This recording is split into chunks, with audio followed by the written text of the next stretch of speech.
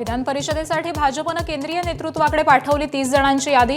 लोकसभा विधानसभेला पराभूत झालेल्यांना भाजप विधान परिषदेत पाठवणार नाही। संघटनेत काम करणाऱ्या नव्या चेहऱ्यांना संधी देणार, सूत्रांची माहिती।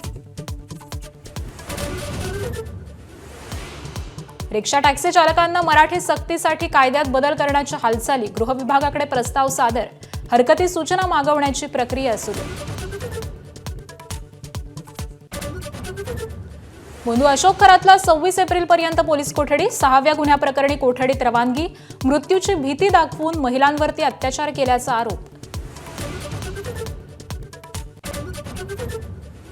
मराठी येत नाही म्हणून रिक्षा चालकांचे परवाने रद्द करू नका, शिवसेना नेते संजय निरुपम यांची प्रताप सरनाईकांकडे मागणी। निरुपम यांनी जाहीर बोलण्यापेक्षा पक्ष स्तरावरती बोलावं, प्रकाश महाजनांचा सल्ला। बुलढाणा जिल्ह्यात तीव्र पाणी टंचाई, बादलीभर पाणी मिळवण्यासाठी जीवघेणी कसरत, टँकरवरती ग्रामस्थांची झुंबड। माझाच्या बातमीनंतर जिल्हाधिकाऱ्यांकडून गंभीर दखल।